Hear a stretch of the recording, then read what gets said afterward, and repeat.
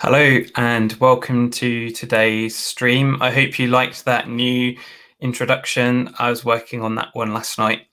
Today we've got something special for you. Not only have I got my ketchup t-shirt on, but I have a Turing Pi behind me, a Raspberry Pi cluster to show you. And we also have Ulrich, Anais Ulrich to bring you from CodeFresh, who's going to join me today. And we're going to be exploring K3s. So I'm just going to invite Anais on. Hello. How are you? I'm good, thank you. How are you? I'm good. And I just wondering if I say your name right. Not the last name. So it's Anais and then Urlichs, which is also quite difficult to pronounce for German. So it's fine. Is that a German name? No, the last name is. The first name is French or Northern African, depending on where how you see it. Right. I guess. And one of the things that I noticed as you were talking on Twitter, and you said, enough of all of these dudes doing their live streams. I want to talk, and so I reached out to you. Yeah. And here we are. And the other reason was that you've been learning Kubernetes, and you have a program. It's 100 Days of Kubernetes. Can you tell us a bit about that? So yeah, I mean, it wasn't actually meant to be a program. It was just merely meant to be for myself as a learning experience and for myself to push myself to publicly commit to a learning journey, let's say. So you have, which is probably more popular, you have 100 days of, which is more well known, 100 days of cloud and 100 days of code. And I actually saw 100 days of cloud first, and they have a really amazing community that is like focused on cloud engineering, DevOps as a like broad concept and various different topics. And after I joined CodeFresh, it was actually the first time that I was Googling, what is Kubernetes? What is Docker and everything, right? So I thought, okay, I'm just going to focus on Kubernetes first, since there's already so much to learn that it's already difficult to keep up with that. You decided to focus on Kubernetes first out of all of that. You went in at the deep end. I mean, it's so there are two approaches, I would say. You have you can start like broad, and then depending on what you do, what you're interested in, maybe your job or so on, then you focus on more in more detail on specific topics. So you can't focus on everything in detail, right? And the other approach is that you end up within a company, as in my case, or you end up liking one project in particular, and then you just dive into that project, right? And you're just all in with that project. So that's kind of what happened to me. So since CodeFresh is Kubernetes native, it was kind of like, what do I do, right? I have no other option than knowing it. Yes. Yeah. And it was Dan, is he Chief Developer Relations? What's his title? Yeah. So he was VP Marketing, and he just actually, I think his role, so he changed role now. His role is Chief Open Source Officer. So he's leading now the developer relations, developer evangelist team. So I'm actually supposed to say hi from everybody in the team. There's multiple people who know you. So oh, great! Yeah, I've been friends with CodeFresh for quite a while. I remember when we first met through Packet, and now at Kubernetes Metal, because they specifically were trying to do stuff with ARM. So not necessarily Raspberry Pi, but the bigger kind of servers. And definitely the product has grown and grown. And it's I guess there's now some standardization around some of these areas, like how continuous deployment is going to go, but there's still a lot of room for continuous integration and the build side of things. And there's just so many things that you can do with a platform like that, beyond just a straight build from start to finish. Yeah. And also we are right now getting quite heavily into GitOps with Argo CD. So that's another area, right, that is quite offering a lot of potential. So that's exciting. So K3s, when was the first time that you heard about it? On the last KubeCon, North America. Were you there in person? And it was the online one, right? It was just virtual. The virtual one. So so somebody in the Slack, in the CNCF Slack I think, mentioned it. So that was like the first time I was like, oh, there's more I have to learn. That was my first reaction of like, there's more. So There's that was more. yeah. No offense. Yeah, so there's more. So yeah, that was my first interaction. And then you brought it up on Twitter, and that's kind of how I saw it. But actually, like, learning about it was just in the past days. Yeah. So that was like my first interaction. It's not detailed. It's not, yeah, exactly. Yeah. That's There's somebody, we've got Amit here. There is always more. I think, yeah, the true words spoken there. And Kai is also a developer advocate at Civo. I don't know if you know the team at Civo, but they built their own managed Kubernetes. yeah. And it was back about 18 months ago. I went to visit them, and they were interested in building an OpenFaaS service, managed OpenFaaS. And I said, well, build a managed Kubernetes first, and maybe if it makes sense, look at OpenFaaS later down the line. And the team were kind of playing around with kubeadmin and all the rest of it. And they heard of K3s, they liked it, and then decided to go and build a managed service built on that instead. And it's worked out really well for them so far. Nice. I should try it. Yeah. Now, the thing about this project is, and I've been writing up almost like Darren Shepherd's biography for a course that I'm working on right now on K3s. And he has this Hacker News post, maybe we can find it later. He said, I've just had this idea. It might not be useful for everyone, but I just took all the stuff out of Kubernetes I didn't need. Here it is. And I don't know if you saw that, but it ended up being on the front page of Hacker News for quite a while. Mm-hmm. And there were loads and loads of comments about it. I don't know if we can actually find it. It was pretty easy to find when I looked for it last time. Maybe it's going to escape me this time. But the other big event, the other big milestone for K3s was it got to GA status. And Darren, as you can see, it's popped up here at KubeCon, and we're all in San Diego when we could still travel. He gave a talk about how it was now production ready. And there was this story of where it started from as an 8 million line patch. There's a lot of stuff getting taken out to something that was no longer a patch that took stuff out. It actually put more in, which I thought was kind of interesting, because he had a lot of pushback from people that were like, well, it isn't really Kubernetes, it's patched. And there's been a number of ways it's been talked about. You see on the website, it mentions here Edge, IoT. But really, it's kind of a general purpose thing that you can deploy, and probably easier than regular self-hosted Kubernetes, and just start using out the box. I don't know, have you had a chance to try it yet? Briefly. So I have actually two questions from what you just said.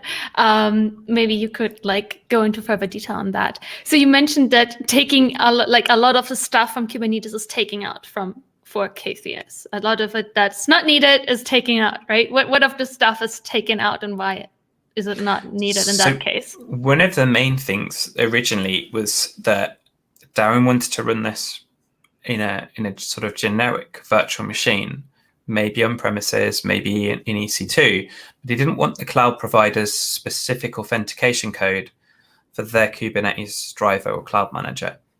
And so just with that, some of the OAuth code, he stripped out a big chunk of it. And then it came to can he make this run on a small device? Talk about ARM here. And he specifically optimized it so that it can run on really small instances, particularly for IoT. And one of the ways it does that is by taking, let's say, the API server, the scheduler, controller manager, the kubelet, containerd, runc, all the little bits and pieces that make it up, and just shoving them in one binary. So that means that you just have one thing to get down on your computer, then you can start it up, and it's all self-contained. That is kind of interesting because he's sort of adding it all together, but by making an opinionated distribution or an opinionated package, like a self-extracting zip file, if you remember them, it means you can update it, you can deploy it really quickly. Yeah, that makes sense. Now, one of the other things that I liked was, I don't know if it's still true, but there used to be this claim that it was, I think, 250 or 500 megabytes per server and 50 megabytes per agent of RAM needed. And I remember back in the day, I had to give up my Raspberry Pi 3s with Kubernetes because you needed 2 gigs of RAM to run, and only had one. So that, again, was like a really nice thing. And then one thing that I think surprised people was that he took something out of Kubernetes that it's got a lot of brownie points for being highly available, for being able to tolerate a failure. If something goes wrong, you can get back. And he said, well, I'm just going to get rid of that.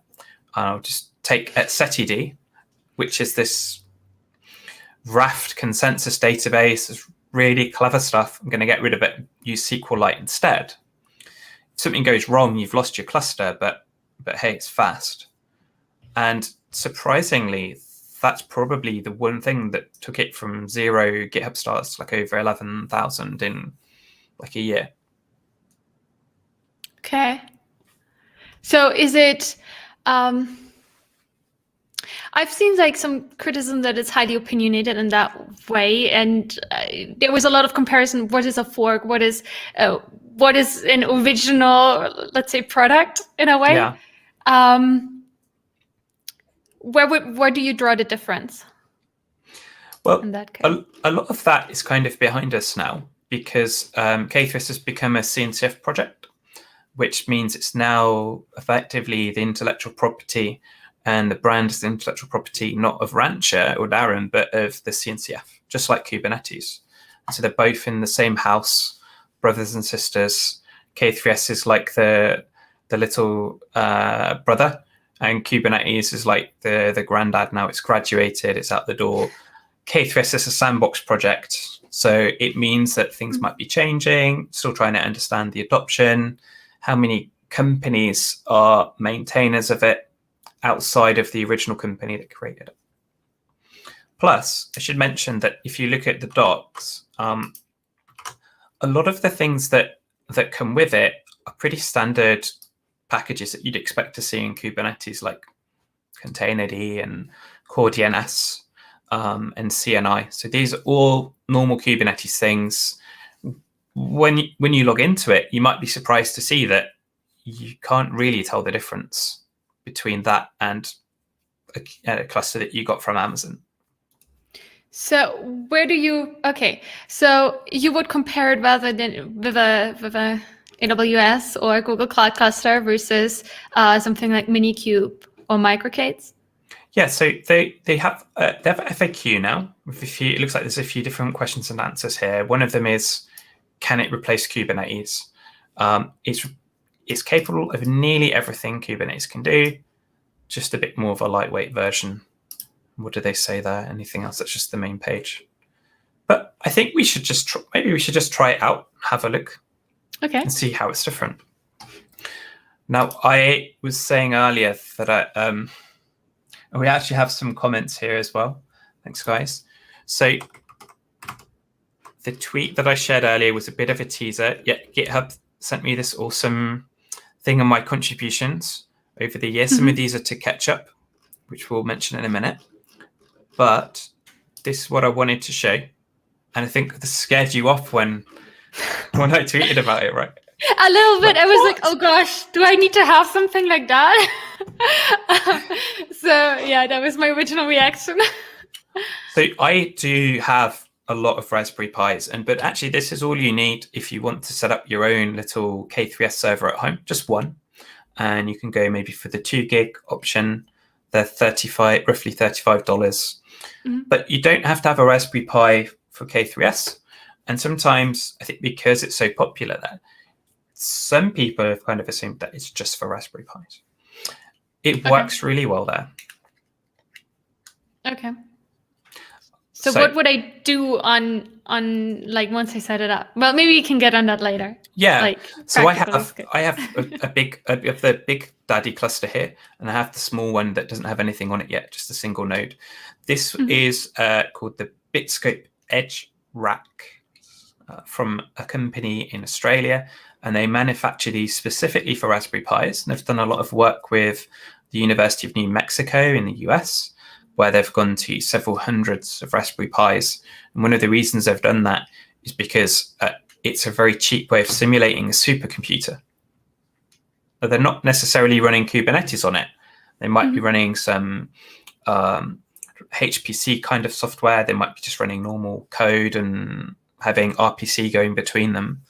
But it's a pretty cheap way of simulating a massive computer without actually having to spend. So it's like, especially you would say for academia, it would be a nice use case to test. Okay. Yeah, definitely. Now what we have here is I've got 4 2-gig models at the top, and I've got some space for some more underneath, another 4. The network cables are needed really because you want to have high bandwidth. Kubernetes needs to have, it's got very time sensitive operations that are happening. We want bare metal networking, or as close to as we can get, not Wi-Fi. One of the problems you get with Raspberry Pi is, until recently, they needed an SD card, which is like you get in your phone or your camera. They wear out. Once it's worn out, your cluster might crash. Not a good thing. Okay. So this is running over the network instead. And so that Intel NUC at the front is hosting all the file systems. They boot up and then they run K3s. And they're running in a special mode. So K3s started with this SQLite, which made it much more efficient just for one node on its own. And these are running what's called embedded etcd. So it's he's almost gone full circle. They've gone all the way back to the original Kubernetes, but somehow Darren's managed to keep it lightweight and easy to use. So if I share you that one. Do you have like an overview of that cluster setup? I do, yeah. I have a workshop for that one. And in the workshop, here we are. So that's our little agenda today. So we are going to have a quick install of Kubernetes, look at the cluster itself and what you can do, and then the bigger cluster. But since we've gone to the bigger cluster first, this is my Intel NUC. And if we look here, I have a kubeconfig file, just like you would have normally. And because I installed this with Ketchup, K3sup, it sets up the server, then it creates this file in your current directory. But there's other commands in it as well, where you can have it merge that into your main Kubernetes file. So have you come across like the context much? What do you mean by context? So if you type in kubectl context get clusters config, it's very verbose, this. And then the other one is get contexts. You get multiple, like there's my DigitalOcean, there's my AWS. Definitely. Going back to the setup of K3s, yeah? So you set it up with Ketchup in that case. I set it up with Ketchup because it's actually really easy to install K3s using the binary. This is another Raspberry Pi of mine. Let me see if I get back into it. And this one has, this has got 8 gigs of RAM. This one is spoiled. And it's got an SSD on it as well, and an NVMe drive. Very, very efficient. How many nodes does that one have? Like, just so one computer. Okay, so if once in the other one you had 3. No, did you have 4 nodes? Or 3 we've nodes? got 4 in that one. 4. Okay, so you have the one main node and then the worker nodes. And do you have to configure the connection between them, or is that automatically that they are communicating? Yeah. So that is definitely part of it. So the thing that's not obvious about K3s when you've used Ketchup and other tools is that it is just a single binary. So if I put a curl statement here, and I ask to get K3s from Rancher, so it's just under 50 megabytes. To install it and run it, I literally just do that, and I'll have Kubernetes running. I might have to do that as sudo actually. And that's all it is. And then this will create its own token, join token, cluster token. And then when I want to add another K3s node in, I go on that one. Instead of server, I type agent. I put the IP address of this one, and I put the token that this one has. And then it will just work. And so then I have a cluster with 2 nodes. Running locally in that case, if I don't do it in a Raspberry Pi. Yeah, on a Raspberry Pi, or it just has to be on a Linux computer. Okay. Now we've got lots and lots of verbose logs here. Normally what happens is you put this into the background with systemd. You don't see any of this, but it's doing all of the things that Kubernetes normally does. And eventually when it stops the output, we'll just have K3s, and we can use kubectl. The K3s binary comes with its own kubectl. If I'm so not you don't have to install mistaken, it separately. it should still be in there. Yep, it's still in there. And you can use it like normal kubectl. Yeah, it's a normal one. It's just taken it and embedded it in there. So if we contrast this back to like where I was 2017 and I wanted to use it, and I don't know if you've seen Kubernetes the hard way, but I kind of skipped Kubernetes the hard way by Kelsey Hightower, where you configure every single component. And I went a little bit further on to a tool called kubeadm or kubeadm. See, anybody here got scars from kubeadm? Somebody in the comments. And you have to give a TLDR. Yeah, I'll actually show you that one if I can find it. And with that one, it installs the package. And then from there, once you've installed your package, let's share this. And we want Kubernetes on bare metal. I'm going to find it for you. Here we are. So this was me, 2017. I was learning Kubernetes, and I wrote a blog post to help people get started. This was all the things that you had to think about. I don't know if you know Julia Evans or if you've heard of her, but she's got some great diagrams. Yeah. These are all of the things that K3s does for you. You just don't have to think about configuring it manually. Kelsey Hightower, I'm not sure what his official title is, but he's a very senior developer relations at Google, has a tutorial that sets up every one of these components from scratch with no automation. It's very, very deep. What happened was the community built a tool called kubeadm or kubeadm, and that is a package that you could install. First, you put Docker down on the machine. Then you went in and installed kubeadm and kubelet. Gave them a hold so that they wouldn't just go to the next version and kill your machine. Disable swap space. This is the short version, by the way. You then run kubeadm init, and you'd have to give it a specific network range, and then you'd have to go and research network drivers. And it might be Weaveworks, it might be Flannel, it might be Calico. Probably heard some of these names. You pick the one that you thought had the nicest name.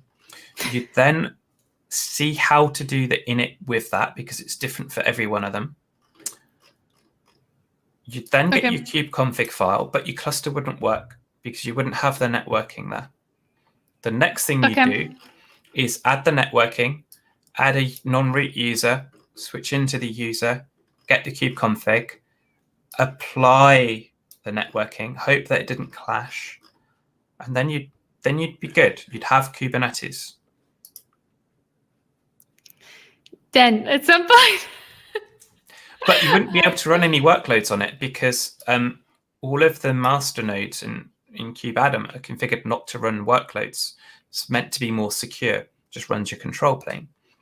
So what you'd then do is do all of that again on another machine and then join it and note down this token that you got from the first step, put that in here, and then you would have a 2-node cluster with the tools that were available at the time. And all of this was really slow. It just stopped working on a Raspberry Pi completely, as I said, because it needed more and more RAM. And all of that is what you had to do back then. And then you could start installing Helm charts and do what you've done and do 100 days of Kubernetes. It sounds like a valuable learning experience to go through that. Yeah, I mean, the tooling has certainly moved on leaps and bounds. Yeah. With Ketchup, what I liked was because originally I was a Docker captain and I had really enjoyed the experience that they built, which was one binary, and you would go Docker swarm init on one of them, and that's a server now. If you want another server, you run the same command, that's it. And then you would do join and put in a token, and that was how it worked. So I thought, can we do the same with K3s? And so Ketchup would do an install, maybe on a VM, run Kubernetes as a K3s server, like you just saw me type in. You'd then go and do a join, but you're running it all on your laptop rather than logging into the nodes, just runs over SSH.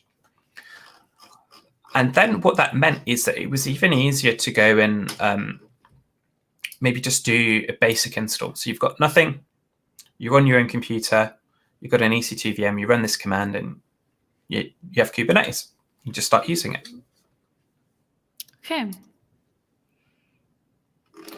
Where that gets more interesting is where you go, right, but now Alex, I've got another computer now. You do your install, you've got one more computer for the cluster, and then you do a join. And all you're putting in is the IP addresses. It will get the join token for you. It will manage that. It will update your kubeconfig. And then Darren went a step further and he started to add back these sort of HA modes where you can have multiple servers running. And we updated Ketchup and community help with this to add like the extra parameters. And yet you still have that simple interface. What practical use cases have you seen people use it for or with, like in their day-to-day lives, I guess, maybe? Like if you talk about IoT or like with Raspberry Pis, what do people have done with it? I don't know if anybody in the chat has something they want to share. That would be cool. Certainly Kai at Civo, he will know. I'm going to close down that K3s and we'll do this one differently. Whilst we're waiting for people, let's find out the IP address of my Raspberry Pis. Got 80. I've already put my SSH key on this one. So if we look in authorized keys, got a couple in there. And now I'm on my Intel NUC that we're chatting on. What I want to do is Ketchup install. That's the IP address. And then the user is Pi. And we can also put a channel into this. So K3s has like 120 is the latest. 119 is called stable. And so rather than having a specific point release, you can just say, I want a K3s channel of v119. Earlier I mentioned that you'll get a plain file here, but we can also merge this into our normal one. So then we can use our kube context to switch between what we've got on our Raspberry Pi, what we've got on the cloud for testing our work. And there's a bunch of other little things, bits and pieces you can do here if you want to get, a bit more advanced. So this is giving us the output of, it's effectively just using SSH to run similar command to what you and I did earlier. And it's crashed. It's interesting. I didn't expect that. We could go and have a look at why. Have we got anything in the chat? So Amit is talking about K3s when he's feeling lazy. What do you think, Anais, if you look at the way we just installed K3s now compared to that blog post from 3 years ago? I mean, that's definitely a difference between day and night. But for me, it's also, I mean, it's really about what's the most convenient. Like, for example, if I want to test something, I would probably right now just defer to the cluster I have through Docker and just go ahead and test that locally. But that's obviously nothing where I would do some serious tasks on, right? And then I would defer next to to like a cloud provider, right? I wouldn't just, I wouldn't do something locally, I guess. Like I wouldn't, and then K3s is like, I mean, if I have to, it seems like I need hardware resource, right? I have to put some sort of investment, even if it's like $30, right? I have to put that in to have a Raspberry Pi or similar. And well, one way of looking at it is you can actually just run this on your own computer as well. There's a pretty decent tool called K3d, and this runs it in Docker. So if I have Docker installed, so it would run I can Kubernetes just in Docker in that case. Yeah, so this is a bit This is similar like to single. Minikube. Okay. Minikube tends to run a virtual machine. Another alternative tool is called Kind, and they're very similar syntaxes, but a little bit different. And in a similar way, I can just go cluster create. This is going to run K3s in a Docker container. It will be just like with Ketchup. It will then update my context file, and always check, because you never want to. This is the one that I don't want to delete or affect. It's running all of my production stuff. So just check, and then we do something like get nodes, and we're ready. 119 running, and it's just effectively, as far as you and I are concerned, it's just normal Kubernetes now. It's just right. Got my pods, got my blog post from an ace. I'm just going to go and learn Kubernetes. So in this case, what would you say is the difference between something like Kind, which is gaining popularity, and K3s? Like it seems like, for me being new in the community, it seems like Kind is quite like getting popularity in that sense. So for somebody who's new, it's really important to understand what should I use and in which cases, right? Yeah. Oh, I still have that message up. So Kai's talking about basically having multiple environments is pretty cheap. So if you're thinking about paying for each of those GKE clusters that you might set up at your job on CodeFresh, Dan is eventually going to get pretty angry at you that you've got 10 clusters. If you use K3s, you can run it inside the CI job because it's so lightweight. You can actually do your end-to-end tests during that. I'm going to try that out. We've got some other people. Lucas is talking about it. Lucas is an engineer at Contiamo, and he's an OpenVAS contributor. So he's using that with customers that want on-premises. It's easy to demo. You can install it anywhere. And as you saw it, like it is fast. And because we just have that one binary, it has everything in it, we can also update it very quickly. Now that didn't work earlier because we already had the other K3s was running. I've now rebooted the Raspberry Pi, and it's given me this command just to set my file. And if we look at our nodes, we can see K3s Pi is ready and it's good to go. So what was one of the first things you learned about Kubernetes? One of the first things? Yeah. I actually... Well, before I started using actual Kubernetes, like engaging with Kubernetes in more detail, I was just using Helm and tried to navigate my way around Kubernetes itself, which worked to some extent at the beginning, right? But yeah. Okay, so that perhaps Helm. One of the things that is easy to do is a run command. And to attach to it. You've done this? No. I sometimes get the name wrong here, but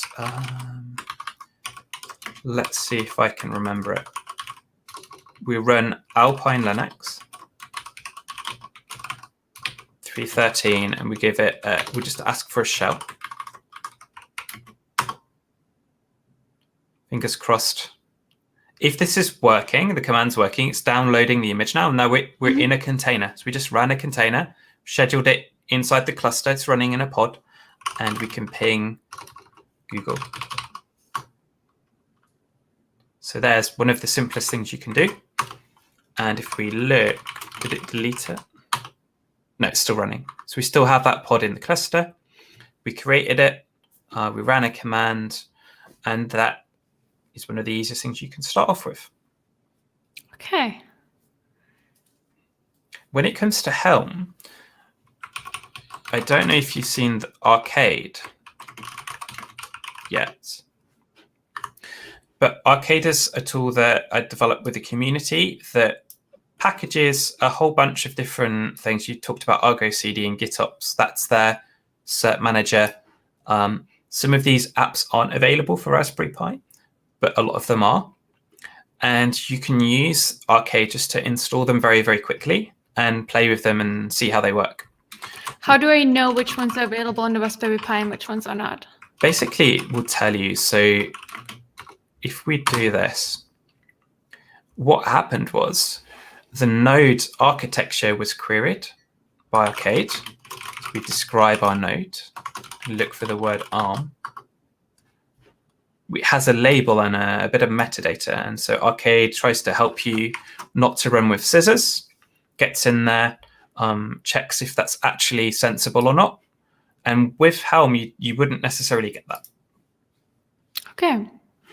Now, since we have Lucas on from OpenFast, let's give that a go. So by passing help, you get some strongly typed things that you can do. So I can have a load balancer if I want it. I can go in a different namespace. I can do all sorts of little bits and pieces. And then if there's something that I want in the Helm chart that isn't actually its own flag, I can use the set command. Yep. So when me and Lucas are testing stuff for OpenVAS, we have a new Docker image. We'll install it and set the gateway image to something custom on our account, run the one command, and we get what we need. So what this tool tends to do is add the Helm chart repo, update your repos, apply any CRD that you need, and then tell you how to use it. And it's now told us it's been installed, get the CLI, port forward the UI so that you can access it, and then get your password and start playing with it. If we look at the pods, we should see some starting up in the OpenFast namespace. And with the ones we have, they sometimes crash a couple of times because they're interdependent. And this is something that's difficult in Kubernetes is if A depends on B isn't ready yet, then A should probably just fail fast, restart again. And if B is up in time, we're all good. In this instance, the gateway has a dependency on Prometheus and on Nats. So they work themselves out, and we're now good to go. So if I run arcade info again, I can now use this port forwarding. That brings a Raspberry Pi's gateway pod to my machine. I can get the password, log in. Then I can use something like the function store and do a list. And it's showing me there's nothing there yet. One of the commands it talked about was, should I deploy a function? So let's look in the function store. See lots of different ones in there. One of the ones I know that works on Raspberry Pi is one called node info. We've also got the TLS checker, this one. Have you got your own website? Yeah. Okay, let's try and deploy cert info, and we'll call the function and it will tell us when your TLS certificate is going to expire. Oh gosh. Because you're using Let's Encrypt, probably, and it will auto-renew. Now, behind the scenes, a function is just a pod. So when we did the Alpine Linux earlier and we did the ping from it, it created a pod. We deployed this function, it just created a pod. Inside that, we'll see that there's an image name and the process it runs when it starts up. And it also has its own logs. So what's your website? It's anaisurl.com. Anais? URL? Like just, and then. Yeah. Okay. Let's see what we get. So using Cloudflare, And that probably means you don't have to think about the renewal of that. And it's good It's forwarding. Okay. So it's, yeah. It's good I just until use it. I October. use it. So I use Cloudflare, so I can use Notion as well with that URL. So I have basically subdomains that refer to my Notion pages that are public. Let me just get that, so That's it makes cool. more sense. Okay, and then we could check mine. So I am using Let's Encrypt on my one. And there isn't actually, that isn't a domain I have. I have the www instead. There we are. So mine is going to expire in April. Well, that's handy. But it should renew itself. And if it doesn't, I will know to check on April. That's just an example of a function, and it's given us text output, but it could have given us JSON if we wanted it. And this is all running on that Raspberry Pi. One of the questions I ask myself is, well, how much resources is being used here? And again, if you're using K3s, it comes with the metric server built in. And the metric server collects the memory and CPU of each node and each pod. Over time? Over time. In an instant. Okay. And if you have a regular Kubernetes like Kind, it won't come with that. So you can actually add it to Kind using the Helm chart and remembering the complicated instructions. Or you can just do that and get it. Okay. All right, so the bigger cluster has 4 nodes, as you mentioned earlier, 3 masters, because it needs to be an odd number because of reasons, and then 1 worker. Wait, you have to explain the 3 masters. So the 3 masters is because these are running in a raft consensus. Basically, the main thing to get out of that is the word consensus means half plus 1. Yeah. And that's so that they can make an agreement. So if you had a board meeting or a team meeting or a vote, you want to have a majority, you want to have half the people say yes, plus at least 1. So why does it have to happen in this case? It's to do with the intricacies of the algorithm, but basically it's coming down to whether they can agree on who's the leader and what the state of the world is. Wait, so okay, let's walk through an example. I tell this cluster to run something, and then they have to find an agreement on who's allowed to run it. So they have to basically ping each other and ask each other for their workload, or based on what? So I can actually probably show you if I look at, if I still have the session open.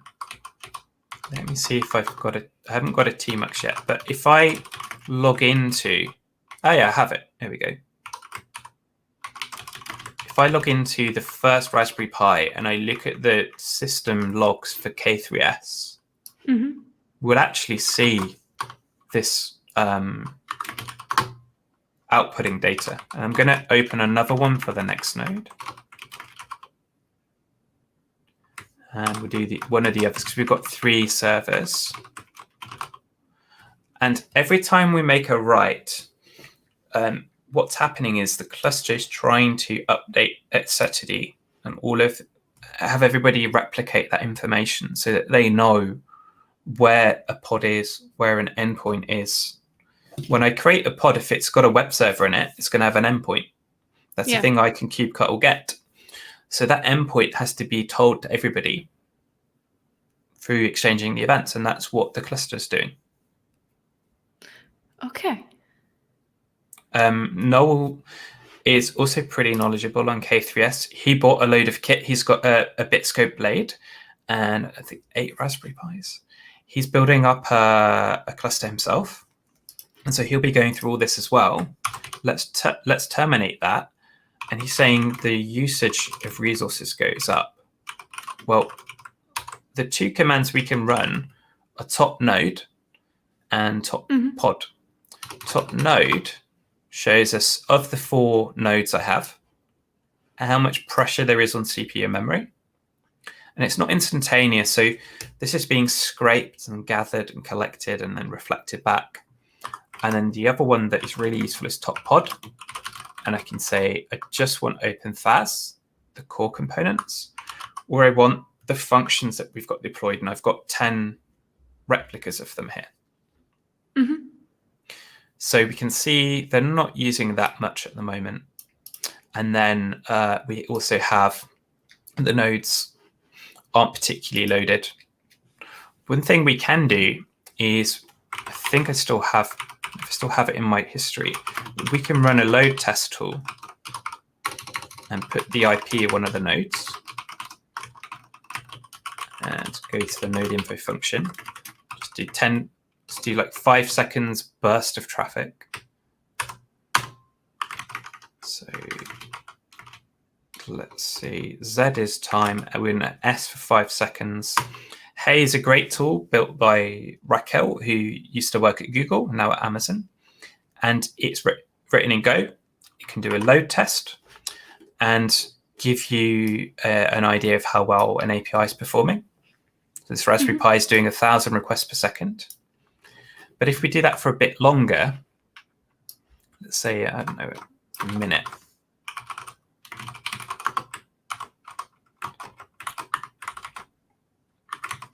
That was too soon. 1 minute of data. One of the things that OpenFAS will do is, because it knows that that is getting a lot of traffic, it will scale it up and we'll get more pods. So if we look at kubectl get pods in the OpenFAS FN namespace, it should be quite stable to begin with, but then as there's more traffic, it will actually start adding stuff in, and we can look at the events that are going on as well. Oh, can you see them? So what we're seeing in the bottom is the containers getting pulled, the containers starting. Back to the etcd, look what it's saying. It's saying, oh, look, here's some information, here's some more information, here's a bit more. Can you update your log, please? And they're all trying to keep up. And the writes are probably a bit slower. I mean, like 112 milliseconds is quite slow, because Raspberry Pi is still meant for, the main chip is a mobile phone, essentially. It's not a Kubernetes cluster. It's not designed for that. But we're getting close to being able to run stuff here. And it looked like that finished. And I'm trying to remember the command to go up here. I can't find it. So we got a similar level of responses through that. And the load test finished. If we find our other window, we should see that the pods got removed. There it is. And because they're terminating, they have something called a readiness check. It's a good thing to have on a HTTP server. They're all now failing their checks because they're getting terminated, they're getting cleaned up. And we're going back to where we were, which I think was 10, having 10 functions. Okay. So that's like something interesting that you can do in a short period of time. Yeah. Is you can install K3s, you can look at the logs, you can see how it works.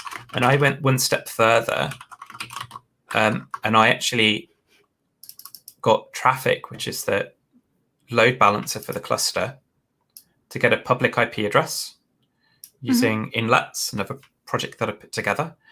And then I got a certificate for it. So if we look at the ingress records for OpenFAS,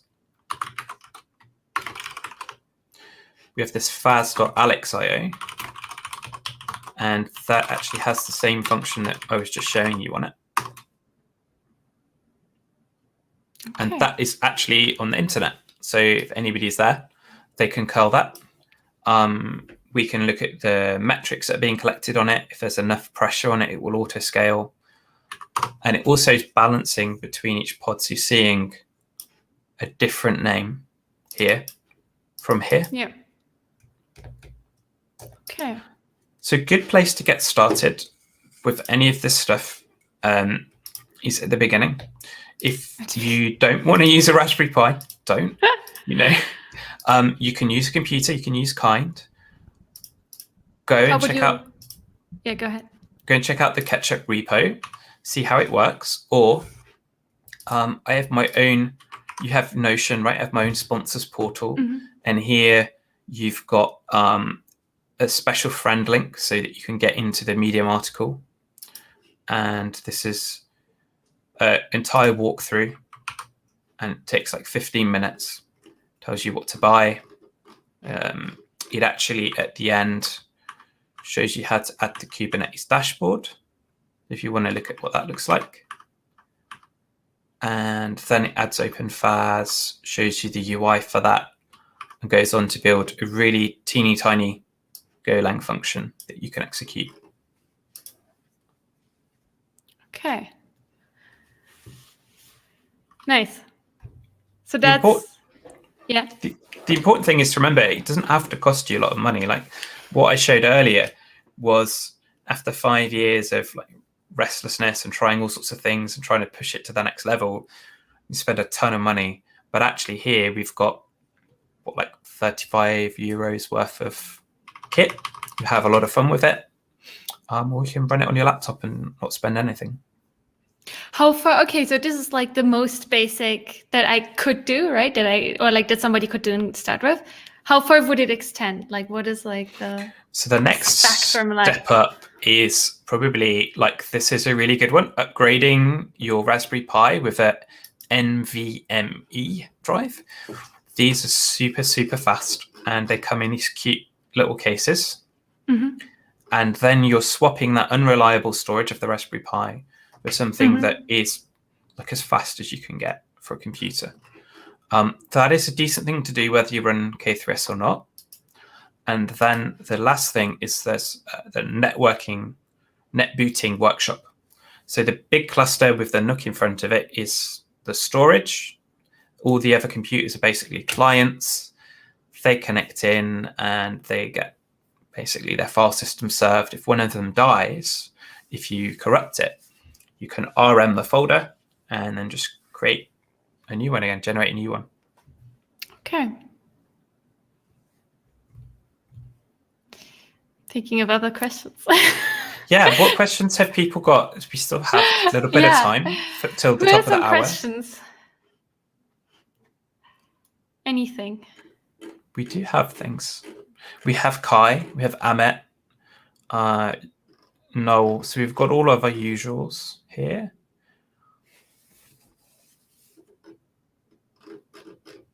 And there's a bit of a lag on the stream as well, as you probably know. Maybe these things. In the chat, if you're working with similar tools right now, what are you working on? That might be interesting to know. Netbooting is awesome. Somebody's had a play with that. Let me find it. I have, so this is the workshop that Craig's got access to. He's one of the subscribers. And you basically take your SD cards out. If you've ever run anything at home and it broke, this is something that you can really celebrate.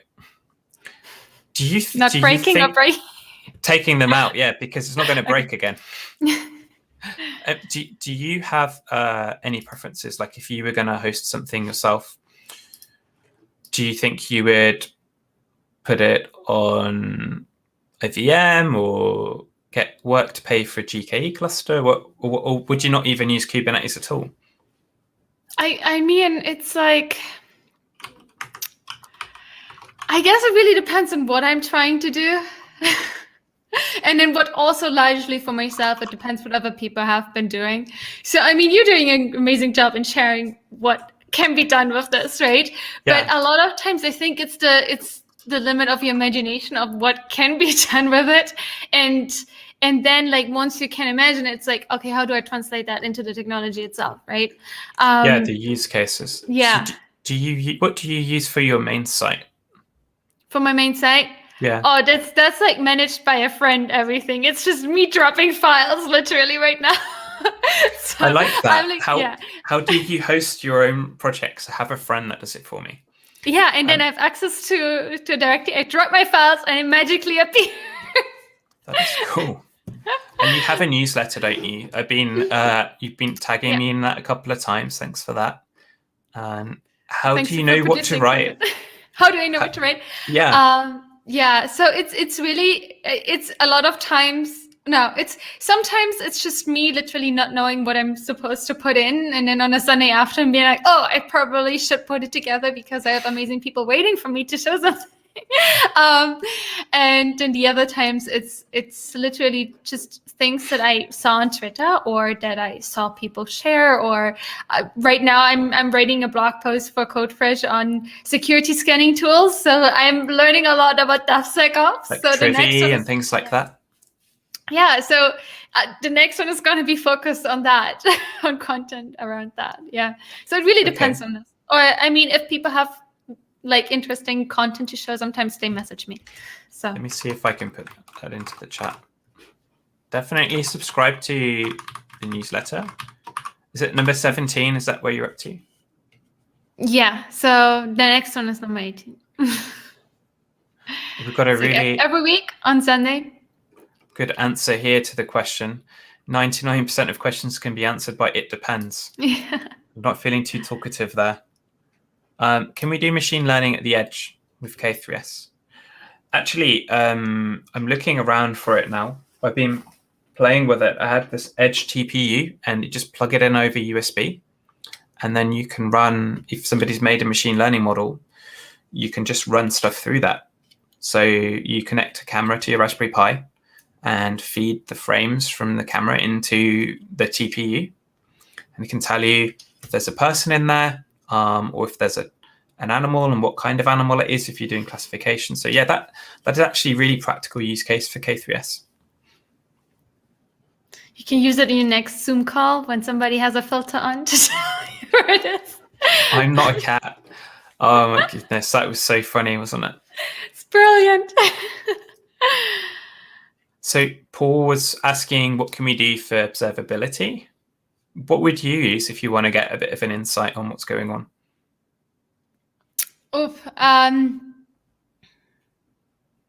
So right now I'm using Argo CD heavily to just see it.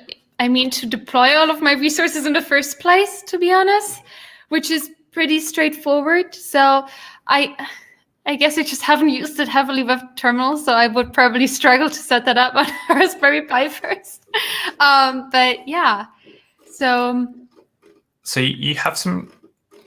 I'm looking for where is your bit where you have every Kubernetes thing that you're learning. Go to the top. It's a bit difficult to find. Yeah, here, 100 Days of Kubernetes. You can click on that. Click on that. Okay. You click on that. Yeah. This is what I want people to go to later on after the stream, because I just liked how progressive this was. Start off with pods, services. What else have we got that we touched on today? So we looked at pods. We mentioned services, setting up the cluster. So how were you setting up yours? Oh, at the beginning, I was on my Ubuntu and I was using micro-K3s. Yeah. That was I didn't know about Kind, and Minikube wasn't working for me. I didn't get it to work, so I was just going with micro-K3s. Yeah. And then you have a bit of ingress. We showed that I had the function running in my house. So if we fasd.alex-function node info, that's running in my house. So that's using ingress and Kubernetes certificate, just like you have there. You've got volumes. We didn't really mention volumes, but K3s has a really cool feature called local path provisioner, and that's part of Kind now as well. What it does is, in the cloud, you'd normally have to get like a special cloud volume attached to a pod to store stuff. Instead, it just stores it on the local machine. And on whatever local store, like not within a no. Yeah, just wherever, like on the SD card or an SSD that's there. And what it does is it means you can run stuff you couldn't run before, because back in 2017, if you ran something that needed a path, like a provisioned volume, it just wouldn't work and just be stuck, crash back off loop, like you have on day 7. So it gets you past that, even though it's not reliable storage necessarily. It's enough to develop and test stuff out. So you're looking at Helm and Helm commands. Maybe Arcade might be interesting at some point Afterwards. I'm right now behind with my videos, and my notes are like on a day-by-day basis, kind of, and I have to make the videos of them. Which is at getarcade.dev. But yeah, maybe have a look at this. You can download your CLIs. Definitely. So you downloaded kubectl, you can do that, arcade get, and then you can get your Argo CD. So if you're always creating new clusters and you're like, oh, I just need a new cluster, use kind, and then arcade install Argo CD, and you'll just be back to where you were again. Yeah. Nice. So definitely follow Anais on Twitter. You'll find her. If you can pronounce my last name. No, sorry. Ehrlich. Yeah. Ehrlich. Is it like Ehrlich Bachmann from Silicon Valley? Yeah, no, luckily not. Anyway, yeah, please follow me. Please follow. I tweet funny memes. So. And like her posts and follow her newsletter, and follow the journey, because I know a lot of us are on a similar journey. We're learning, we're trying to understand how things fit together. And I want to just thank everybody for joining today. I'm going to have another stream coming up soon. I'll tweet about it next week, and I'm going to have Taylor Dozel from HashiCorp, and we will confirm what we're going to be chatting about then. So K3s, was it what you expected? I guess it's more comprehensive than I expected. I thought it's more like I don't know, like a fun tool to play around with. So yeah, this was really nice. Great overview. I think you can still have fun with it. It doesn't exclude each other, right? So yeah. Do you think you'll try it on 100 days of Kubernetes? Yeah. Yeah? Yeah, maybe in 2 weeks. I have to schedule. No. Yeah, definitely. Awesome. That was a great, I guess this talk makes it more comprehensive once I do the video about it, right? Having a more detailed understanding. Definitely. Thank you for joining. Yeah, thank you, everybody. It was great to have you here. And we will see you on Twitter. All right, bye-bye. Bye-bye.